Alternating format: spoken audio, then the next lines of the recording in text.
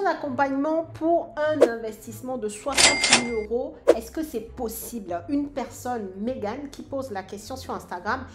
Est-ce qu'on peut être accompagné pour un projet immobilier à 60 000 euros, un investissement à 60 000 euros? Reste jusqu'à la fin pour avoir la réponse à cette question. Bonjour à tous et bienvenue sur cette chaîne destinée à l'investissement immobilier. Je suis Céline Médéo, épouse d'Orido. Je suis immopreneur, une personne qui fait du business avec l'immobilier, qui gagne véritablement de l'argent tous les mois. Et c'est ce que je t'apprends à faire au travers de mes contenus sur cette chaîne, également au travers de mes formations et de mes accompagnements. Si le sujet t'intéresse et que ce n'est pas encore fait, je t'invite à t'abonner à la chaîne et active ta cloche de notification pour ne pas rater mes futures publications. Et la deuxième chose, regarde dans la barre de description de cette vidéo, tu trouveras des liens très intéressants, notamment le lien vers ton cadeau de bienvenue pour pouvoir télécharger les 10 commandements de l'investissement immobilier rentable. Je t'invite à aller checker tout ça en barre de description de cette vidéo.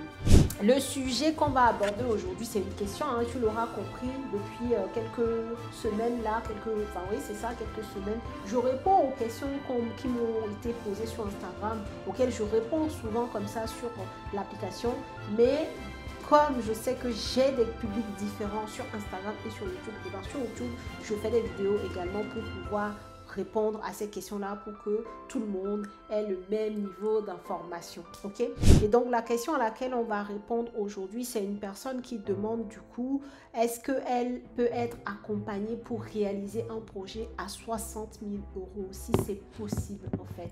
Déjà, réaliser un projet immobilier à 60 000 euros, évidemment que c'est un grand oui, c'est possible. Évidemment, dans mes vidéos précédentes, je te parlais des personnes par exemple qui ont des petits revenus, mais pas que, hein, les personnes qui savent qu'elles sont arrivées à un niveau d'endettement qui ne leur permet plus d'avoir 200 000 euros d'emprunt. Ces personnes-là aussi peuvent faire des petits investissements, c'est-à-dire des investissements à moins de 100 000 euros. Et pourquoi est-ce que c'est intéressant aussi de faire ça?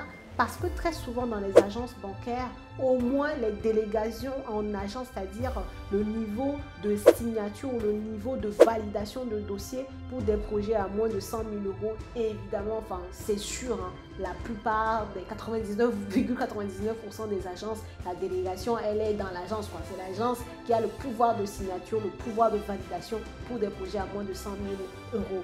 Donc, toi qui arrives à 35% d'endettement, bon, voilà, si tu arrives quand même à aller plutôt, tu prends la stratégie de faire des petits investissements, c'est-à-dire des investissements à moins de 100 000 euros, et ben, avec cette stratégie-là, tu peux encore investir un peu avant d'être stoppé, tu vois. Donc, pas forcément que si tu gagnes peu, mais si tu sais que ta capacité d'emprunt commence à être vraiment limitée, tu peux également aller vers des investissements à moins de 100 000 euros pour pouvoir lever à nouveau du crédit immobilier, quoi, d'accord? En changeant de banque et puis en allant, voilà, sur ces genres de montants, la délégation, elle est en agence. Et si ton profil plaît et que le parc immobilier que tu as déjà eu plaît, enfin voilà, que le projet que tu présentes plaît, tu auras facilement ton crédit immobilier. Ça, c'est clair, net et précis, quoi.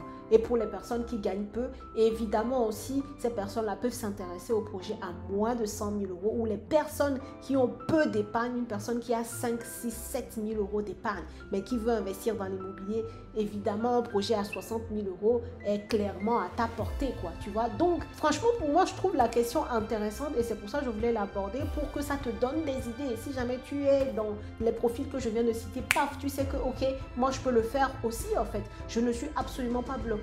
Il me faut aller trouver des projets à moins de 100 000 euros et comme ça, je continue d'investir dans l'immobilier, ou je démarre mes investissements dans l'immobilier, je démarre mon aventure immopreneuriale.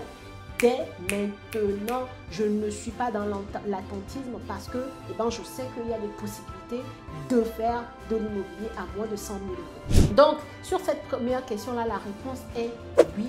Tu peux investir, ton projet est possible à 60 000 euros, tu peux trouver des biens. Maintenant, ça ne va pas être à Paris ni dans la grande couronne parisienne, d'accord? Mais ça peut être à 2 heures autour de Paris, je ne sais pas, peut-être où tu habites. Regarde ton marché, il y a des endroits dans ton marché où les prix au mètre carré ne sont pas très élevés et pour autant où on peut avoir de bonnes demandes locatives. Donc, analyse ton secteur. ok? Et sur la deuxième partie de la question, elle demandait si elle pouvait être accompagnée par moi. La réponse est oui aussi. Si tu te poses la question, c'est que je n'ai pas été assez claire. C'est vrai que tu me connais beaucoup pour les immeubles de rapport. Bon, bien évidemment, on va écarter cette option-là. À 60 000 euros, tu n'achèteras pas un immeuble de rapport. Ça sera un appartement, un studio, d'accord? Dans la plupart des cas, peu importe les villes, très souvent, ça va être des studios ou des petits T2. Mais c'est génial, c'est du patrimoine, quoi. C'est de l'immobilier. Donc, c'est toujours une bonne chose d'acheter un studio ou un petit T2 que de ne rien acheter, d'attendre le jour où tout est parfait pour acheter son immeuble de rapport. Ça, pour moi, c'est une absurdité à faire, hein. Clairement, je te le dis comme ça me vient en tête, c'est une absurdité de rester dans l'attente parce que j'ai pas encore le profil pour aller viser ce que je veux. Non, on commence par ce qu'on peut et ensuite on avance petit à petit vers ce qu'on souhaite, ce qu'on veut profondément. Tu peux prendre rendez-vous avec moi, avec une personne de mon équipe. Je te le dis en toute transparence, je prends très peu d'appels moi-même parce que je suis plutôt focalisée moi sur les personnes que j'accompagne déjà en fait. Et ma team en fait, quand tu appelles, quand tu cales ton rendez-vous, très souvent tu vas les avoir pour échanger sur ton profil, pour échanger sur ton projet, pour échanger sur ta vision, ton ambition dans l'immobilier et voir si nous, on peut t'accompagner. Mais sur le principe, même si tu es calqué sur un projet à moins de 100 000 euros, oui, moi, je peux t'accompagner pour acheter les appartements. Même si je suis beaucoup immeuble de rapport, j'accompagne aujourd'hui des personnes qui achètent des appartements. J'accompagne des personnes qui veulent même acheter leur résidence principale parce que très souvent, on a l'impression que pour bien acheter, on ne s'adresse que à l'immobilier locatif. Mais non. Quand tu achètes ta résidence principale, il faut savoir l'acheter, surtout si tu as des envies de pouvoir investir après dans le locatif. Il y a des règles, il y a des critères à respecter pour que ton projet là de te développer dans l'immobilier par la suite se réalise en fait. Et même quand tu achètes ta résidence principale, il faut l'acheter de façon à ce que si demain tu veux la revendre, elle puisse prendre de la valeur ou si demain tu veux changer parce qu'aujourd'hui tu as acheté tel appartement et que demain tu veux une maison, si jamais tu veux louer cet appartement là, que cet appartement puisse te ramener de l'argent, tu vois. Donc, il y a une logique à avoir derrière, même si tu es en train de vouloir acheter ton appartement, enfin, ta résidence principale. Et je sais que j'ai déjà eu des gens dans ma formation qui ont commencé, qui d'abord ont investi dans leur résidence principale grâce aux informations de la formation et ensuite seulement ont investi dans leur immeuble de rapport, dans leur appartement en colocation, bref.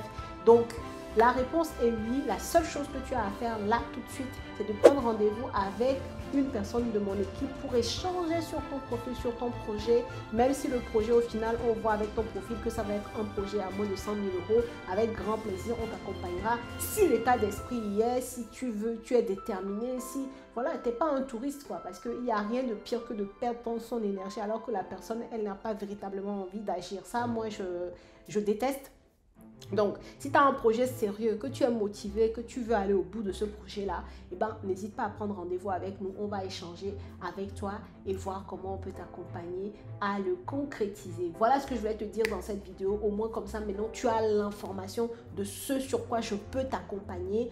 Et puis, ça sera un grand plaisir de pouvoir te compter parmi la team des immopreneurs si bien entendu, ton profil colle avec les personnes qu'on accompagne. Parce que le but, c'est de former quand même un réseau de personnes qui ont la vision commune quoi, de se développer dans l'immobilier et on recrute aussi en fonction de l'état d'esprit des personnes qui viennent vers nous. Voilà la team, si la vidéo t'a plu, je t'invite à la liker, à la partager. Le lien est en bas de description pour prendre rendez-vous, pour échanger avec nous. Et moi, je te dis à la prochaine vidéo.